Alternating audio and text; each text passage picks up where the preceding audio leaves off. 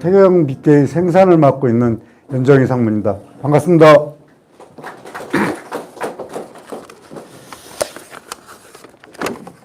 자, 오늘 뭐 교육이라고 하지만은 실질적으로 이렇게 보게 되면은 이 농업에 관련해서는 여러분들이 최고로 잘 아시죠?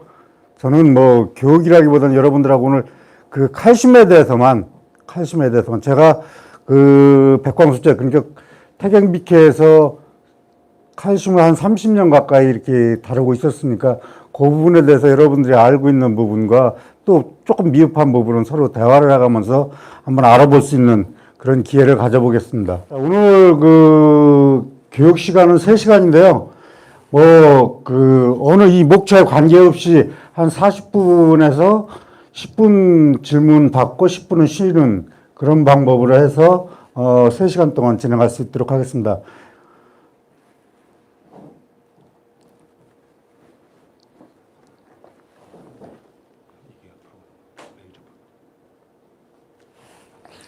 자, 오늘은 이제 조금 전에도 말씀드렸듯이 석회의 구분 및 제조 방법, 칼슘의 종류 및 특징, 또 칼슘 비례의 구분, 그 다음에 화상병 관련 보도자료, 석회보르덱, 석회융합제, 이런 부분으로 다 진행을 하겠습니다.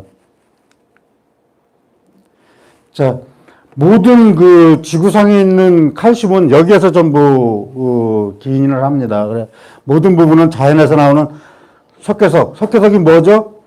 탄산칼슘입니다. 탄산칼슘. 요거를 다시 이제 열을 가해서 생석회를 만드는 것이고요. 이때 열은 대개 보면은 이제 898도서부터 시작을 합니다. 근데 실제 소속로에 들어가는 온도는 1200도씨가 넘습니다. 그래서 생석회를 만들고, 이때 생석회를 만들 때 뭐가 나옵니까? 석회석을 생석회를 만들 때 열을 가하게 되면 생석회하고 CO2가 나옵니다. CO2가. 요건 잘 CO2를 버리는 게 아니고 잘 세정을 해 놓습니다. 물로 씻어갖고. 그래, 또 쓸 데가 있으니까. 그래, 그거를 물을 가하게 되면 소석회가 됩니다. 소석회. 거기다가 그 소석회에다가 조금 전에 나오는 그 탄산가스 CO2를 잘 물로 세정을 해서 다시 붙여줍니다.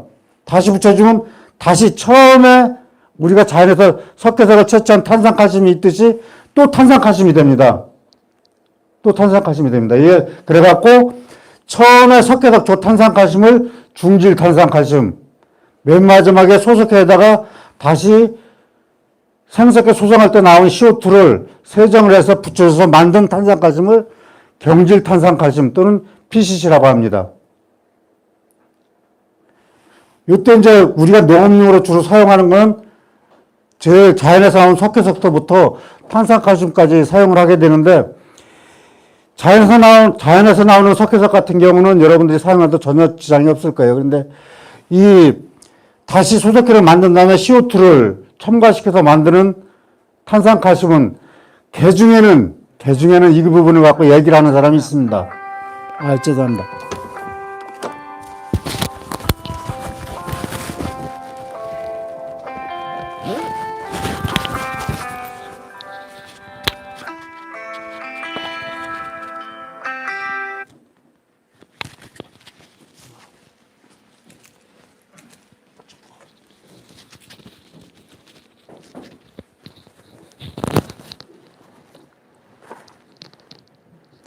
그래, 참 이게 좀 아이러니한 얘기인데요.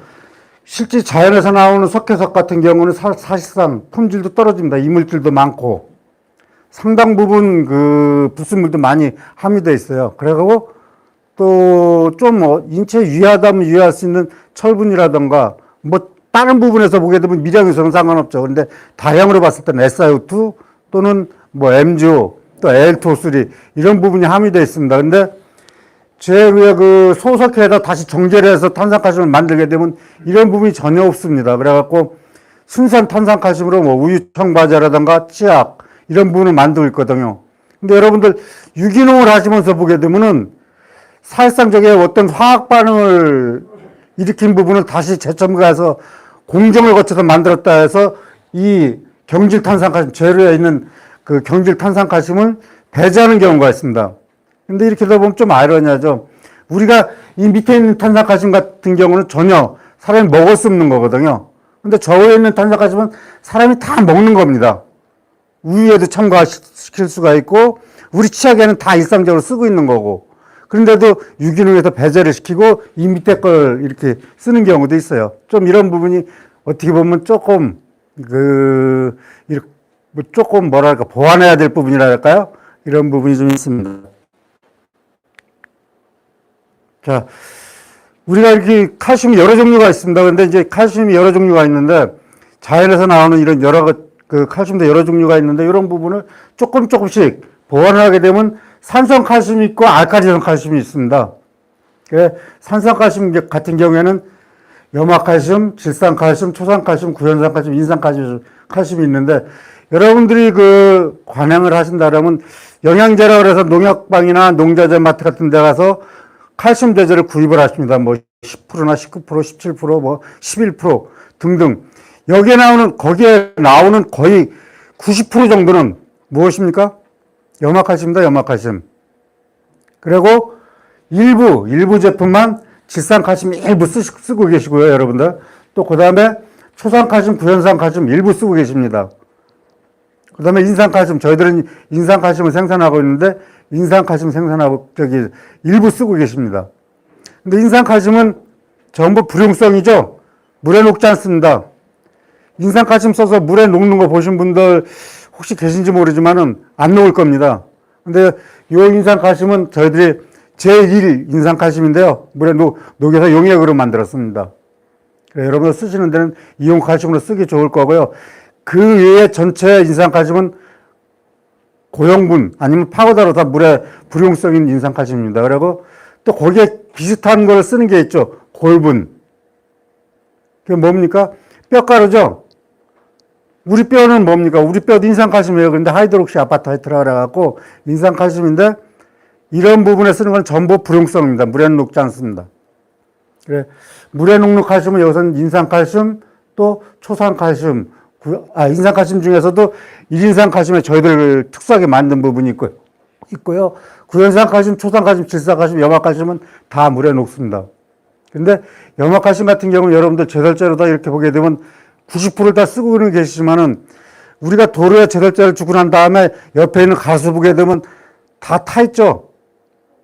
많이 묻게 되면 다 탑니다.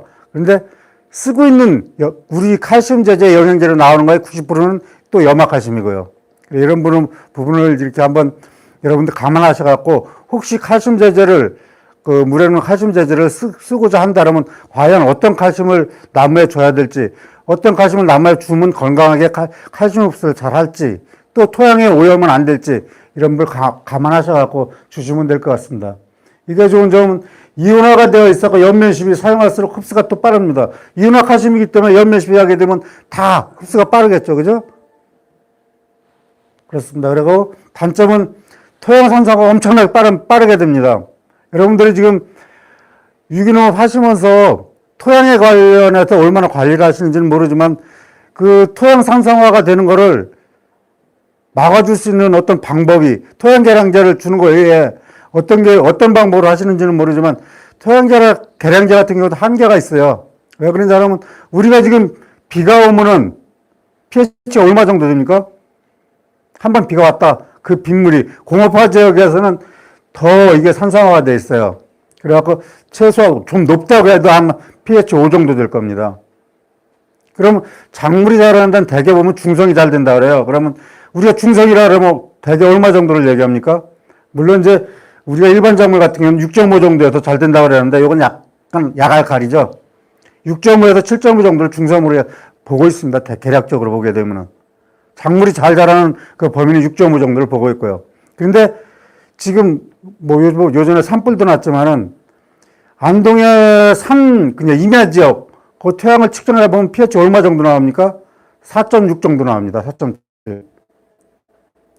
일반적으로 낮은 그 부분에 토양 전면에서 한 10cm 이내에서 파봤을 때 pH 6.5 나오면 아주 그 토양은 양호한 겁니다.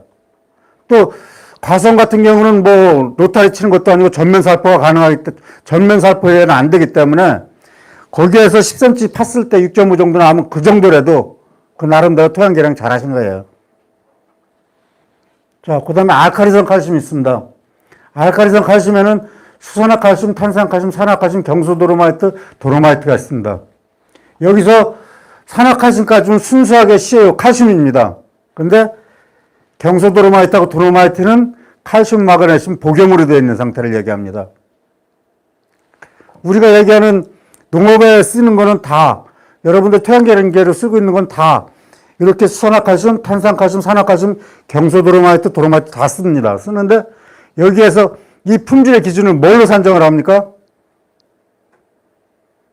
유기농 하시는 분들은 아마 별도로 CaO 품위를 갖고 하신다고 말씀을 하실 겁니다. 하실 건데요. 사실은 우리 농업에 아니면 농협에서 아니면 농약사에서 판매하는 그 기준은 전부 알카리도입니다. 알카리도 얼마다 이렇게 갖고 판매를 하고 있어요. 근데 여러분들은 사실상 토양계량제뿐만 아니라 저 칼슘을 이용해 갖고 석회유황합제도 제조를 하고 때로는 석회보리백도 제조를 하고 그러는데 그 농약사에서나 농협에서나 판매되는 알카리도의 기준을 갖고 만약 그걸 제조를 하시게 된다면 이건 전혀 아닌 거죠. 잘못하면 장애가 올 수 있습니다. 장애 오는 게 아니라 100% 거의 장애가 옵니다. 장애가 오는데 이 장애를 또 무엇 때문에 장애가 오는지 알으면 보완하기가 빨라요. 또 수정하기가 빠릅니다. 그런데 이건 몰라요. 왜 그러냐면 나는 생색을 사서 썼으니까. 근데 지금서부터는 여러분들 생색의 기준을 아셔야 됩니다. 우리가 농업에 쓰는 기준은 전부 알카리도로 되어 있다. 그런데 실제 친환경이나 관행을 하면서 어떤 약품을 제조하거나 한다던가 타용도로 전환할 때는 전부 CA 품위로 해야 됩니다. CA 품위가 얼마가 나오는지. 그래야지 예를 들어 유황하고 반응을 할 때도 CA 품위가 반응하는 거 아니에요. 그 다음에 유산동하고 반응할 때도 CA 품위가 반응을 해야 되고. 그래서 생색계의 품질이 제일 중요한 겁니다. 아주 최고로 중요한 겁니다. 그래서 저희들이 제가 먼저 그 보르백을 설명하기 이전에 요 생색계 기본 물질은 이 석회 부분에 대해서 먼저 설명을 드리는 거예요. 그래 여기 이런 칼슘의 종류는 대개 보면 요 부분이 있어요. 근데 이런 거 위에 또 있는 게 있죠. 칼슘이 광물에서 나오지 않고 또 요거 위에 있는 게 있습니다. 그 두 가지가 있어요. 뭐가 있어요? 조개 껍데기 있죠. 조개 껍데기. 폐화석.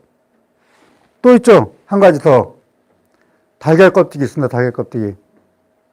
근데 달걀 껍질 같은 경우는 먹는 사료에 의해서 CaO 성분이 일부 있고 아주 미량요소에 MgO 성분이 많이 들어있어요. 달걀 껍질에는. 근데 또 그 조개 껍질. 근데 조개 껍질을 거의 보면 굴 껍질이 대부분이고 제첩은 괜찮아요. 제첩은 아주 좋습니다. 우리나라에서 많이 나오는 것 중에 하나인데 제첩하고 굴 껍질이 제일 많이 나오는데 굴 껍질은 뭐가 좋기는 좋은데 뭐가 안 좋아요? 염분이 있고 유기물이 너무 많아요. 그건 소성을 한다던가 태워도 마찬가지입니다. 해분으로 나오죠. 유기물이 너무 많습니다. 그리고 염분도 또한 너무 많고 우리가 소금물 같은 경우는 일부는 떠다가 동해안에 있는 거 떠다가 사과밭에 주시는 분들도 있어요. 미네랄 때문에. 하지만 조개 껍질에서 나오는 조개 껍질 속에 들어있는 염분은 그런 용도보다는 불순물 쪽으로 보시면 더 좋을 듯 싶습니다. 자, 여기서 여러분들이 토양계량을 뭘로 하시는지 모르지만 토양계량계의 종류하고 그 밭에 뿌려주는 그다음에 옆면 그 시비하는 칼슘의 종류를 한번 제가 간단하게 소개를 하겠습니다. 요 세 가지 종류 여러분들 써보셨나요? 과립생색계 써보셨나요? 또 과립석회고 또 써보셨나요? 요 제일 밑에 있는 제품은 작년에 저희들이 개발한 제품이기 때문에 여러분들 안 써보셨을 거고요. 위에 두 가지는 써보셨을 겁니다. 특히 뭐 일반 농사 지시는 분들은 안 주면 안 되는 거니까요. 두 번째 거 같은 경우는 지금 한번 광급자재로 노란 푸대에 나와 있는 건 전부 저 제품이거든요. 과립석회고 또. 제일 있는 게 과립성색회인데요. 저거 과립성색회는 워낙은 그 생색회 부분이기 때문에 밭에 줄 수 있는 그런 부분이 아니었어요. 저게 삼류 위험물이었었거든요. 그래 95년도에 저희들이 그 저 제품을 개발하고 위험물에서 뺐습니다. 지금 뭐 모든 농업 하시는 분들은 소색계만 쓰다가 저 제품이 나와서 이제 소색계 안 쓰고 저 제품 쓰실 건데요. 저게 95년도에 저희들이 개발한 제품입니다. 그래갖고 저걸 국회에 상정을 해갖고 섬유위험물에서 그걸 빼고 농업용 과립성 석회로 해갖고 지금 농업경 하시는 분들이 그 먼지 흩날리지 않고 비료 살피로 잘 살포할 수 있도록 이렇게 만드는 제품입니다. 그리고 두 번째 제품도 마찬가지입니다. 옛날에 여러분들 전부 뭐 무상으로 내지든 어떻게 되든 도로마이트 분말을 쓰셨을 거예요. 이것도 저희들이 개발을 해갖고 요거는 지금 저희들은 사실상 그 여러분들한테 판매를 못해요. 공급을 못한다. 그래서 개인적으로 살아오게 되면 판매는 할 수 있지만 나라에서 일괄적으로 전부 구입을 해갖고 여러분들한테 무상으로 지급해주고 있을 거예요. 저것도 제가 개발한 겁니다. 저 직접적으로. 그래서 우리는 저걸 팔지를 못하기 때문에 어떻게 하면 전량 지금 중국으로 수출하고 있습니다. 중국에도 지금 한둥석의 과수원서부터 저 밑에까지 저 밑에 그 귤농가까지 작물이 안 돼요. 여태까지 몇십 년 동안 화학비료, 질소인산가리 화학비료만 많이 줘갖고 빨리 성장을 해서 영양제니까 빨리 성장을 해서 빨리 키워갖고 중국 인민들이 먹고 살 수 있도록 하기 위해서 그런 화학비료를 많이 줬거든요. 그래서 지금은 화학비료를 줘도 작물이 자라질 않습니다. 그래갖고 중국 사람들이 뭐 보통 작은 사람들이에요. 실제로 장사꾼입니다. 그런데 어쩔 수 없이 저들한테 저걸 수입을 해가요. 그거는 저걸 안 주면 지금 농사가 안 되기 때문에 그렇습니다. 지금. 우리나라도 똑같거든요. 우리나라 이제 농림청이 와갖고 중국 농업부에서 와서 벤치마킹도 해가고 그랬다고 그랬는데 우리나라도 지금 토양 산성화가 급속도로 많이 진행이 돼 있어갖고 그 정부에서 무상 공급을 그렇게 해주더라도 그냥 안 주시는 분들 많아요. 저거 유기농 하셔도 아무 상관없습니다. 광물이고 천연 광물이기 때문에 전부 토양 밑에 그 전면 살포라도 해주시면은 토양이 정말 그 살아날 수 있는 그런 계기가 될 겁니다. 그리고 제일 마지막에 있는 이 제품은 액상수석회는 빼고요. 제일 마지막에 있는 제품은 저게 작년 재작년에 저희들이 개발을 했어요. 개발했는데 저건 알칼리로 따지면 100%가 넘는, 그러니까 확률이 100%면은 더 이상 있는 게 없죠. 하지만 저거는 100%가 넘는 제품이에요. 알칼리도가. 여러분들 CaO42, MgO42만 따져도 알칼리도를 하게 되면 얼마입니까? 100%가 넘을 겁니다. 100.8% 정도 나올 거예요. 왜 그러냐면 그 농업에 하는 거는 옛날에 전부 재래식 농였었기 때문에 쉽게 하기 위해서 MgO 성분은 곱하기 1.4를 해서 CaO 성분하고 플러스를 시켜준 게 알칼리도입니다. 이렇게 보시면 되는 거죠. CaO 플러스 가열과 MgO 곱하기 1.4 이렇게 하게 되면 알칼리도가 됩니다. 42 곱하기 1.4 곱해 보십시오. 50 얼마 나올 거예요. 58점 얼마 나올 겁니다. 그러면 실제 CaO가 40이면 100%가 넘죠. 알칼리도가. 모든 확률이 100%면 다인데 100%가 넘는 제품이 있을 수가 있어요. 근데 비료에서 알칼리도는 100%가 넘는 게 있습니다.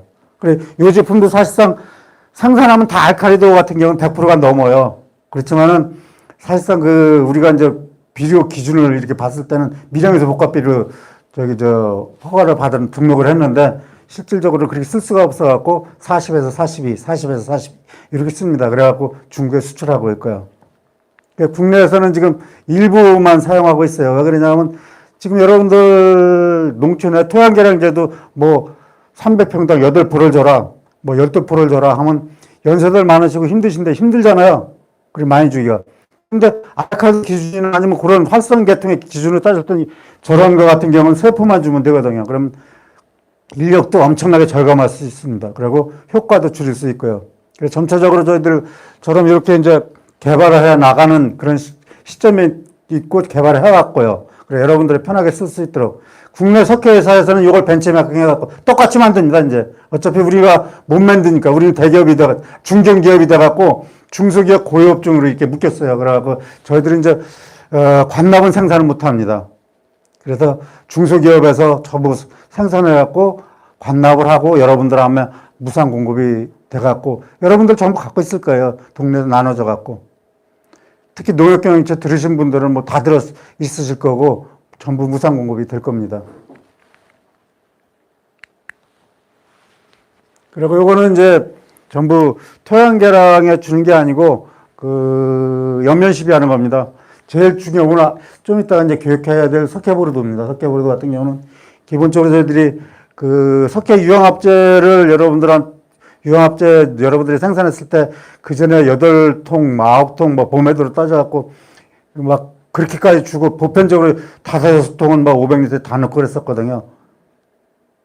그럴 때 하고 그때 이제 엄청나게 그 인력이 많이 들어가는 걸 감안해서 저희들이 생석회를 95% 이상짜리를 개발을 했어요. 그 다음에 만들어낸 게 이 보르덱입니다. 그거를 기준으로 해갖고 만드는 게 보르덱이고요. 요게 95년도부터 해갖고 여러분들이 그 유기농을 하실 때 좀 많이 도움이 될 수 있도록 또 이게 나무로 갖고 여러분들이 유기농 하시는데 많은 그 효과가 있을 겁니다. 균에 대해서는. 또 관양으로 주시는 분들 같은 경우도 6월 달에 2번 이상 저걸 주게 되면 갈반이 아마 거의 없을 겁니다. 사실상 6월 달에 2번을 줬는데 갈반이 들어갔다 그러면 저희들한테 전화하셔도 그건 됩니다. 분명하게 말씀드릴 수 있는 건. 근데 여러분들 뭐 농약으로 해갖고 갈반 이렇게 잡을 수 있나요? 작년처럼 비가 엄청나게 많이 왔어요. 7월 1일부터 해갖고 8월 15일까지 비가 왔는데 특히 그런 때 같은 경우는 갈반이 더 심하죠. 엄청나게 심합니다. 그때 갈반 들어온다 그래갖고 막 농약 주고 뭐 관행으로 하시는 분들 다 했지만은 그 갈반 잡았습니까? 하나 못 잡았어요. 전부 아마 여기 뭐 전국에서 오셨지만은 그 동네에 관행으로 해갖고 갈반 오는 걸 농약으로 그때 막 들어오고 그랬을 때 비올 때 잡았다고 하시는 분들은 그 정말 엄청나게 잘 지신 겁니다. 농사를. 그리고 또 작년 같은 경우는 어떤 길이 있었냐면 우리나라에 그 장마가 졌지만 중국에도 장마가 졌어요.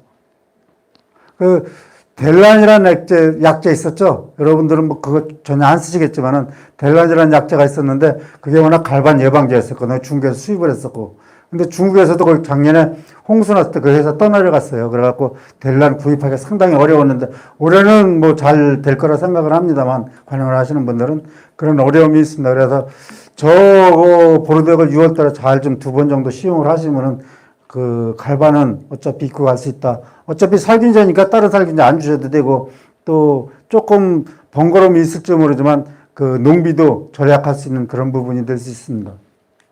그다음 다음에 물론 설명을 드리겠지만은 42식을 사과에는 줘야 됩니다. 42식을 주지 않으면은 무조건 동피해가 오게 돼 있어요.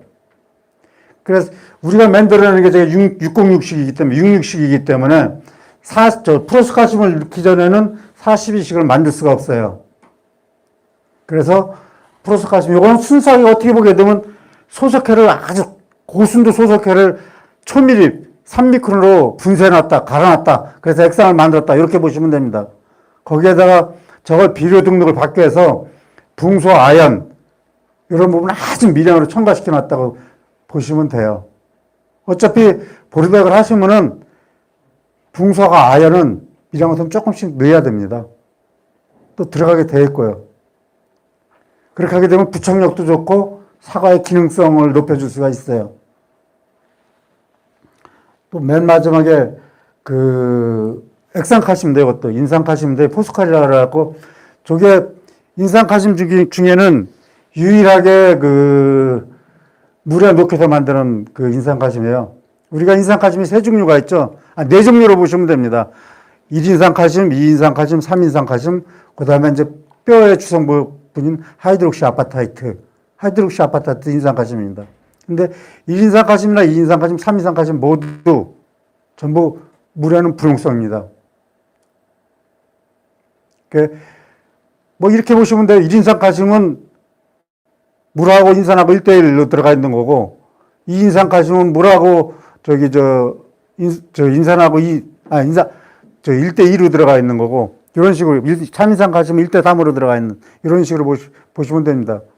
그러니까 앞에 자가 앞에 1, 2, 3이 전부 칼슘입니다. 뒤에 자가 인산이고, 모노칼슘 포스페이트 이런 식으로, 디칼슘 포스페이트 이런 식으로 해갖고 앞에 자가 칼슘이 들어가 있는 거고 뒤에가 인산이 들어가 있는 걸로 보시면 됩니다. 요 고착제입니다. 우리 회사에서 유일하게 칼슘이 들어가 있지 않는 고제품입니다. 그래서 이것도 보르덱을 생산하는 데 보르덱을 살포하는 데 있어 갖고 우리가 딱 6월 말경 아니면 7월 초까지 주시는 분들도 있고 가능하시는 분들은 7월 말까지 주시는 분들이 많이 있습니다. 그런데 저 고착제를 사용을 안 하면 장마기에 석회가 유실되는 수가 있어요. 석회가 유실되면 뭐만 남습니까? 동만 남겠죠? 그러게 되면 동이 침투하게 되면 잎이 탑니다. 다, 여러분들 참, 여기는 이제 기술센터인데, 기술센터도 마찬가지고, 어디고 마찬가지고, 저 보르백이 다 그냥, 보르백이 다 써져 있으면 보르백인 줄 아세요. 여러분들 그 보르백 쳐갖고 농사 지을 수 있어요? 아마 거의 다, 입 다 태워먹을 겁니다. 그렇기 때문에 여러분들 그 관행을 하시는 분들은 겁이 나서도 1년 농사니까 보르백 못 주는 분들이 많아요. 그 1년 농사 잘못되면 애들 학자금이 다 달려있는데 어떻게 그거를 모험을 하겠습니까? 그래서 저 원료서부터 완전하지 않은 보르백 같은 경우는 보르백이라 할 수가 없습니다. 그래서 저도 원료를 만드는 회사지만은 보르백 만드는 회사에서 원료를 판매해달라고 한다면 얼마든지 줄 수가 있습니다.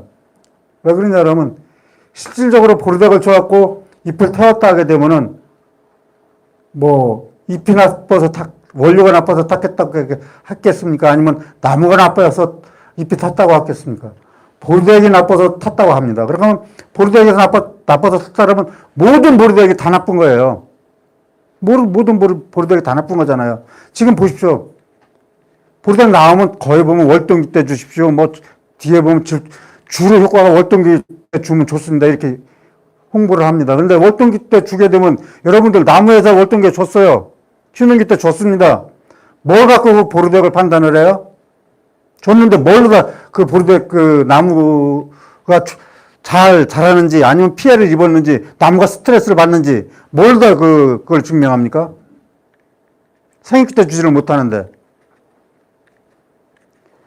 단지 다음에 또 말씀드렸던 4월달에 주는 거는 화상병이 꽃피는 시기에 온다고 작년서부터 농지청에서 발표를 해갖고 그렇게 진행을 하기 때문에 4월달에 주는 거지. 그러자면 여러분들 전부 4월달에 주는 사람 없어요. 거의 탄산칼슘이나 동 피해 예방하기 위해서 탄산칼슘이나 이런 부분 줘갖고 꽃눈 피해 예방하기 위해서 그렇게 하죠. 대개 다 6월달 줍니다. 그래가지고 4월 꽃 피는 시점부터 또 6월달까지는 보르백 모든 부분에 대해서 못 줍니다. 아무리 좋은 보르백이라도. 잎이 왁스가 형성이 안 되고 그런 시기이기 때문에 못 줘요. 그래서 4월 5일 전에 발하기 직전, 그 다음에 3월 말이나 4월 5일 전, 그때 한 번 주게 나면 6월 10일까지는 보르백은 못 줍니다. 농약은 줄 수 있을 수 있어요. 근데 보르백은 못 줘요. 그래서 4월 달에 요 부분을 방지하는 거는 순수하게 화생병 방제를 하기 위해 주는 거다. 이렇게 보시면 됩니다. 그리고 요 선블록이라고 저거는 일소방제 자외선 차단제입니다. 요 탄산칼슘이에요. 주베이스는. 탄산칼슘에다가 우리가 여러분들 요즘에 저희 회사에서 SBC라는 화장품 회사 저희들 갖고 계시는 거 알으실 겁니다. 이게 SBC에서 주로 생산하는 게 얼굴에 파운데이션 그런 계통도 있지만은 자외선 차단제 그거를 많이 화장품 회사 원료다 판매를 해요. 주로 많이 생산하고 있고 요 생산해서 요거는 베트남하고 중국하고 회사가 저희 회사는 군산에 있는데 요 세 군데에서 전체적으로 보게 되면 이걸 생산해서 모든 화장품 회사에 다 판매를 합니다. 거기에 얼굴에 바르는 자외선 차단제가 바로 요 선블록에 들어가는 자외선 차단제예요. 그래서 요것도 작년 개발한 지가 한 2년 정도 됐나요? 그래갖고 작년부터 본격적으로 판매하기 시작했는데 2018년도 여러분들 날씨 뜨거웠을 때 우리 단양 지역 여기 이경호 사장님 오셨는지 모르는데 일소 피해가 한 30% 가까이 들어왔어요. 여름철에 막 34도, 36도, 막 38도까지도 막 올라가고 그러니까 4월 달서부터 꼭 뜨거워서 일소 피해가 오는 건 아닙니다. 자외선이 강하게 되면 오거든요. 그래서 중국에도 우리가 저걸 많이 수출하는데 중국에 가게 되면 저 밑에 곤명이나 남부지방에 하이난성 그쪽에 남부지방에 가게 되면 습도가 높고 그렇게 뜨겁지는 않아요. 그런데 따가워요. 자외선이 아주 강해갖고. 그 지역에 가면 주로 귤을 그전에 바나나를 생산했었는데 지금 귤을 다 합니다. 수족작물이라고. 귤이 다 자외선 일소 피해를 입어요. 그래서 작년 같은 경우, 물론 2019년하고 2020년도는 그렇게 뜨겁진 않았습니다. 또 장마 기간도 길었고 또 그 장마 끝나자마자 태풍도 오고 막 그랬었는데 실질적으로 그 썬블록 추신 그 제주도하고 일부 농가에서는 자외선 피해는 99% 방지했어요. 일부 100%라는 건 있을 수가 사실은 없습니다. 어느 부분이건 올 수는 있어요. 그래서 제가 이렇게 봤을 때는 저거는 그 어차피 보르덱 주기 전에 한번 탄산칼슘을 주거든요. 나무가 스트레스 받지 않기 위해서. 탄산칼슘 중성이기 때문에. 그 탄산칼슘 주는 걸로 저걸로 시용을 하게 되면은 오히려 탄산칼슘 대체도 되고 저거 주성분이 또 칼슘이기 때문에 저기 꽂는 보호도 됩니다. 근데 너무 일찍 주시면은 자외선 전부 유실이 되기 때문에 자외선에 관련돼서는 효과를 못 보는 수도 있어요. 대개 그래서 6월 초에 주는 거, 6월 한 5일경에 주던가 6월 10일경에 주던가 그때 주고 바로 하루 지나면은 보르덱을 줄 수 있으니까 저거는. 그럼 또 한번 시험을 해보시는 것도 일수 피해에 많은 도움이 될 겁니다. 그 다음에 유황합제 저거는 여러분들 잘 아실 겁니다. 유황합제는 뭐 다 주실 거니까요. 지금은 많이. 또 유황합제 저거를 첫 번에 생산하기 위해서 저희들이 95%짜리 생석회를 생산을 했고요. 그걸 개발을 했습니다. 그래갖고 그거 개발한 건 사실 농업용 때문에 개발했는데 저희들은 그 개발로 인해 갖고 생석회를 외국으로 인도 쪽으로 많이 수출도 했고요. 그 다음에 장서무 생산하는 그러니까 화이바그라스 생산하는 그런 곳에 국내 수입 생석회 대체를 무지하게 많이 했어요.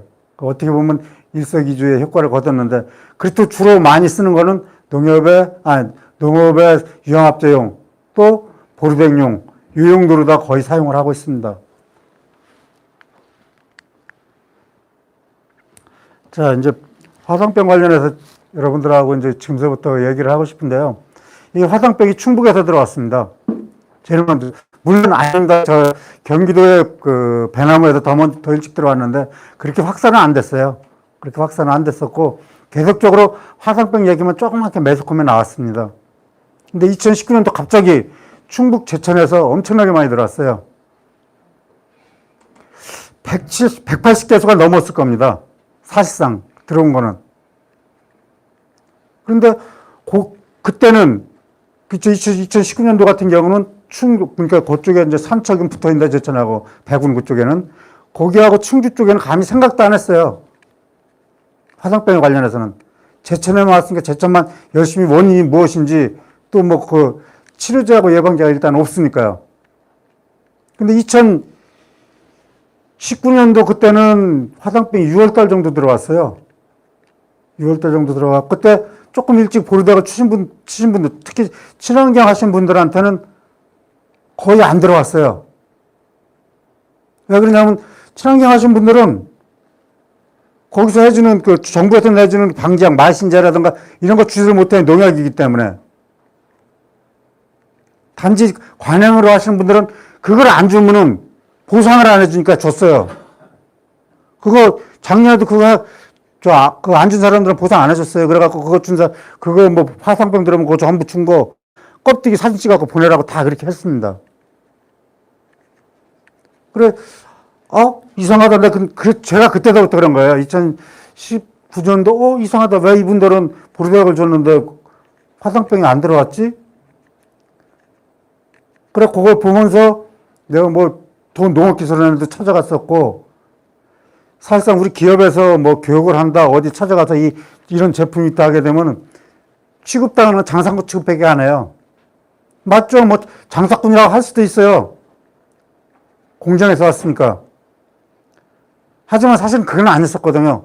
저 역시도 뭐 벌써 나이로 따지면 퇴사할 나이가 6, 7년 지났습니다. 봐서 제랑 같이 입사한 사람은 100%다 퇴사하고 저만 지금 낚시줄 하나 목에 걸어놓고 있는데 실질적으로 보면 그래서 기술센터는 찾아가기가 참 힘들었어요. 그래 농업기술원을 찾아갔어요. 자, 이런 부분이 있으니까 한번 와서 봐달라. 근데 몰라요. 와서 보셨겠죠?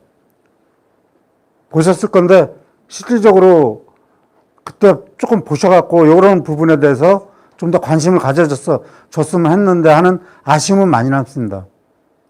그 다음에 이제 2020년이 됐어요. 근데 2020년도 그때는 다 뭐로 온다 그러냐면 꽃 얘기는 하나도 안 왔습니다. 꽃에서 온다는 얘기는 안 했었고, 자, 전지가위, 뭐 사람이 이제 전지하면서 이동하면서 온다. 또 뭐 바람에 의해서 온다. 그래서 됐으면 사람 이동 많이 하지 말고 전지가위 뭐 알코올로 소독하고 뭐 등등 이런 얘기를 무지하게 많이 했어요. 그런데 작년에 갑자기 보르데가 줬는데도 일부 온 사람들이 있어요. 6월 달에. 근데 보게 되니까 그게 작년 같은 경우는 4월 달에 화상병이 들어왔어요. 4월 달에 화상병이 들어오니까 보르데 기금하고 실제 주기는 6월 달에 줬지만은 벌써 화상병이 다 온 거예요. 그 전에 겨울철에 탄산칼슘이나 아니면 월동기 뭐 꽂는 보호하기 위해서 뭐라도 이렇게 칼슘 재질 주신 분들은 안 들어왔어요. 그러지 않은 분들은 워낙 보르데 주는 시기가 6월 달이니까 그때 기다려서 주면 되지 했던 분들은 다 들어왔어요. 그래 2020년도에 또 찾아갔습니다. 농업기술원회를 또 찾아가서 올해 같은 경우는 이 보르데기 좀 화상병 일찍 들어와서 이런 상황이 있는데 그렇더라도 일찍에 이렇게 주신 분들은 안 들어왔더라. 좀 이것 좀 한번 서로 한번 보고 이 부분에 대해서 관심을 가졌으면 좋겠다. 그런 와중에 이제 여기에 여기 자제분도 와 계시지만은 허만영 사장님, 최병국 사장님 또 도 이상정 의원 실제로 그래서 도저히 안 돼갖고 도움을 요청해갖고 많은 관심도 가져졌어. 그래갖고 실제 안 들어온 농가들을 찾아갔었죠. 근데 다 안 들어온 농가는 보르데 준 농가였어요. 일찍 들어왔어도. 그러면서 농업기술 농진청에서 얘기한 건 다 뭐였냐면 100% 꽂아서 온다. 작년에 그랬거든요. 100% 꽂아서 온다고. 그러니까 올해 이제 보르데 주는 시기를 4월로 땡깁니다. 지금 이제 4월로 땡겨서 지금 여기 진행하고 있어요. 그래서 4월 달에 주는 거야. 어차피 개화기도 아니고 발화촉인데 그래서 사사식을 내가 권장을 했습니다. 만약에 이분들이 안 했으면 올해도 아마 관심도 안 가졌을 거요. 작년에 이제 그러고 나갖고 여기 허만영 사장님도 그 과수 농가 쪽에는 뭐 농업기술원에도 와보고 원장님도 와서 한번 보시고 다 보셨다고 얘기는 합니다. 근데 문제는 이런 부분이 되게 되면은 어차피 지금 작년에 여기 보셔봤지만 6,700개소 농가는 아니에요. 개소예요. 6,700개소 과수 농가를 메모를 했다라면 거의 과수 농가 전멸한 거예요. 충주 지역에는. 백운산천에는 산척, 소태 그 지역에는 거의 95%가 메모를 했다고 봐도 될 겁니다, 아마. 근데 거기 그 농가들이 다 정부에서 주는 농약 다 줬어요. 여러분들 뉴스 TV 보셨을 겁니다. 시사패널도 다 보셨을 거고. 농지청에서 이런 얘기하면 안 되는데 사실은 그 방제량만 정확하게 했다라면 안 왔을 겁니다. 했는데 그 농민대표 되시는 분들 뭐라 그랬어요? 우리는 정부에서 하라는 대로 그대로 다 했다. 이렇게 얘기했잖아요. 그대로 다 했다고. 그런데 왔다. 지금 그 농가들 만약에 그 정부에서 하라는 대로 안 하고 안 줬는데 그 화상병 들어왔으면 정부에 보상해 줍니까? 그러면 어차피 지금 계속 2년 동안 봤어 이런 경험을 한 겁니다. 제일 첫해 제천 단해전대 들어왔어. 2020년 저쪽 백운, 산척, 소태 이쪽으로 다 경험했어요. 그러면 올해 또 같은 일을 반복을 하면 안 되잖아요. 회사에서도 마찬가지입니다. 아무리 한 일에도 한번 중요하게 잘못한 일이 있어도 한 번 실수한 거는 그건 용서할 수가 있는데 자꾸 그게 반복 실수, 알면서도 실수를 하면은 그건 회사에서는 용서 안 합니다. 여러분들도 여기까지만 할게요. 여기까지만 하고 질문 한번 드릴게요. 여기까지 작년에 이제 들어왔던 저희들이 해도 안 돼갖고 정말 매석금에도 수없이 각종 신문이나 잡지, 농업 잡지 쪽에 냈었습니다. 그래, 질문 10분 듣고 10분 휴식하고 다시 시작하겠습니다. 여러분들 석회에 대해서 아무거나 상관없습니다. 질문하실 분.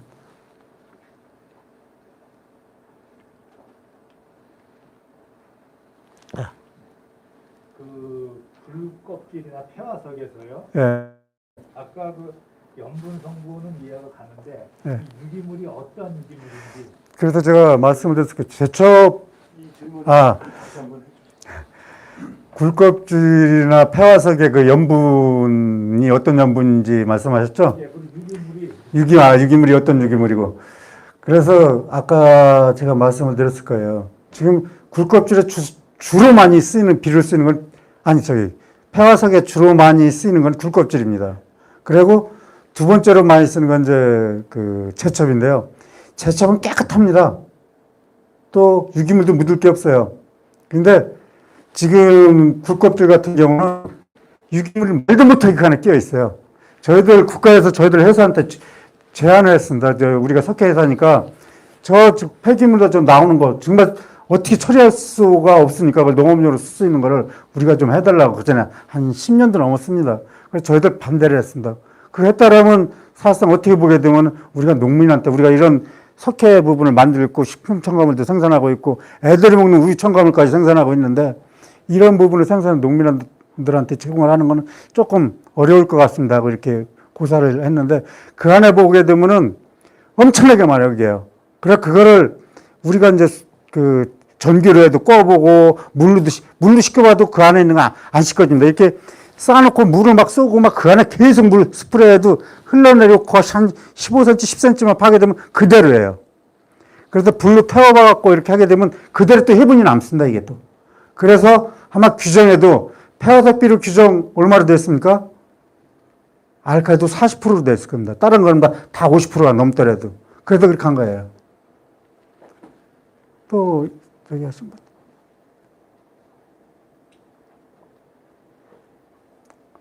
없으면, 아니, 예. 그러면요, 우리가 예. 보통 한국에 지금은 이제 과수 상태가 어떠냐면은 흙분을 많이 사용했잖아요. 예. 그러면 지금 그 토양의 인산 성분이 많이 지금 축적돼 있거든요. 예, 맞습니다. 그러면 그 인산을 갖다가 분해시킬 수 있는 방법이 있을까요? 그건 그 열에서부터 토양 검사를 해보면 인산이 무지하게 많이 잡히는데 실질적으로 인산을 흡수를 못해갖고 축착만 되니까 아까도 얘기했지만 인산은 다 지금 기존에 나와 있는 것도 물에 안 녹습니다. 1인산, 2인산, 3인산까지 전부 다 불용성이에요. 그런데도 그거를 주신다 그러면 그건 아무 의미가 없는 거죠. 토양에 그렇게 많아도 사실 나무에서 흡수를 못하니까. 그것 때문에 제가 아니고 저는 뭐 전문가는 아닌데 많은 사람들이 고민을 하고 계신 걸로 알고 있습니다. 그리고 저희들이 그래갖고 만들어낸 게 그 수용성인 물에 완전히 용해되어 있는 이온 인산칼슘을 만드는 겁니다. 그거는 몰비를 아까 얘기했듯이 1대1 비로 들어가는 1인산칼슘입니다. 그래서 지금 토양에 있는, 모든 토양에는 지금 다 인산이 많이 함유되어 있어요. 예. 아까 말씀드린 강의 중에 예? 우리가 보통 알칼리로 마시는 예, 예. 얘기하시는데 그 부분을 농업용에 쓰는 데는 토양처럼 큰 문제가 없다고 생각하시는데요.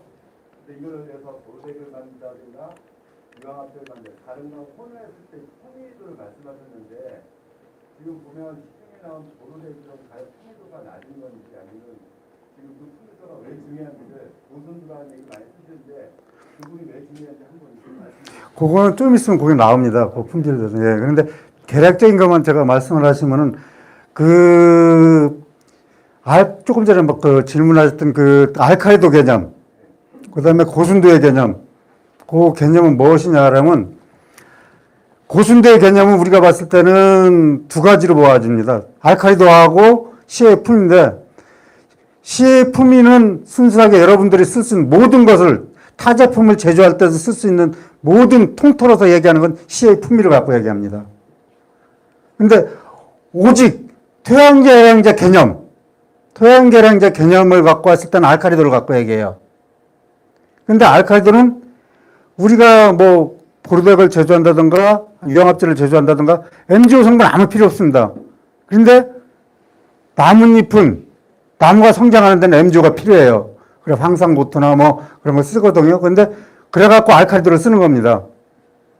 도로마이트는 대개 보면 우리가 원석 상태를 보게 되면 30, 20, CaO가 30, MgO가 20% 정도 들어있거든요. 그걸 소송해서 경소 도로마이트를 만들면 잘만 소송하게 되면 CaO가 한 50%까지 나옵니다.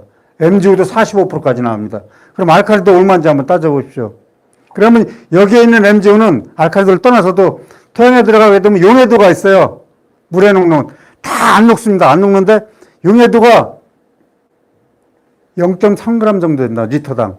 근데 자연에 있는 모든 물질은 예를 들어 모든 화학물질이건 뭐건 설탕이건 뭐건 물에 잘 안 녹아요. 안 녹으면 약간 열을 가합니다. 그럼 잘 녹습니다. 화학물질 다 그래요.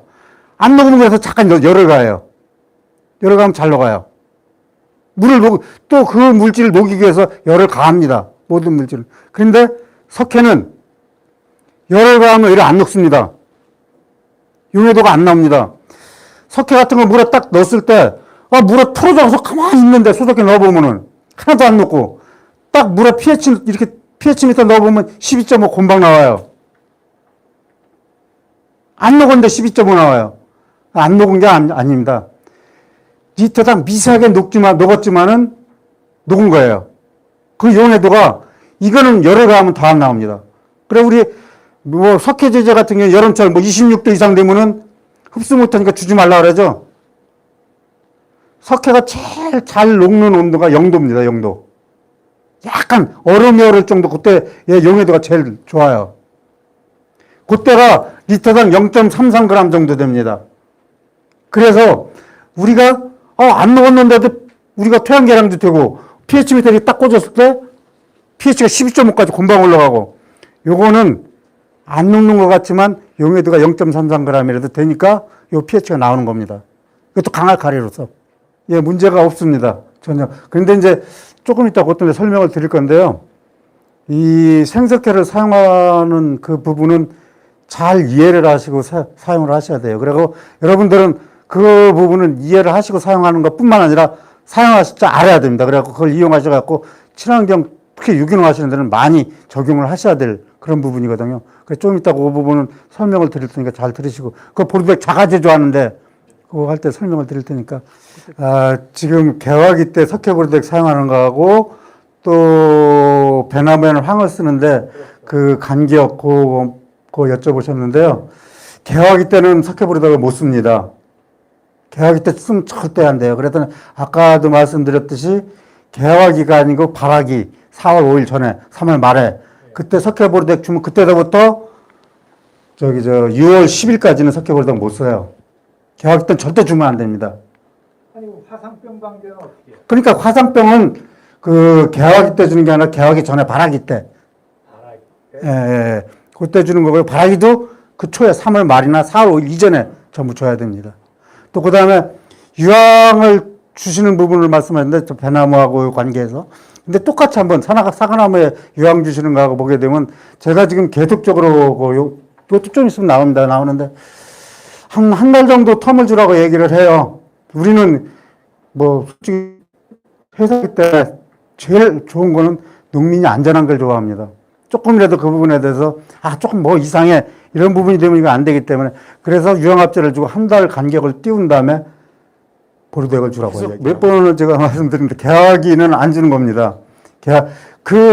어디건 괜찮습니다. 남부지방이 됐건 북부지방이 됐건 어디건 발화기 때 개화기가 아니고, 그래서 그 지역에 꽃이 피는 게 아니라 그 지역에 발화기가 있을 겁니다. 잎이 틀라고 하는 시기. 그 전에 주시면 돼요. 개화기 때 주게 되면 꽃은 다 탑니다. 아무리 좋은 말인데 저기고, 우리가 복숭아에 석회 보르백 못 주죠? 복숭아는 개화기 때 줘도 상관은 없어요. 근데 잎이 났어도 보르백을 못 줘요. 왜냐하면 핵과리 쪽에는 다 그런 장애를 입을 수 있으니까 못 주는 거거든요. 아연 보르백을 주잖아요. 그래서 복숭아 같은 데는. 그래서 개화기 때는 절대 주시면 안 됩니다. 남부지방에도 발화기가 있을 거고 북부지방에도 발화기가 있을 거예요. 그 전에 주시면 됩니다. 4월 5일 이 지역에 보게 되면 4월 5일 이전에요.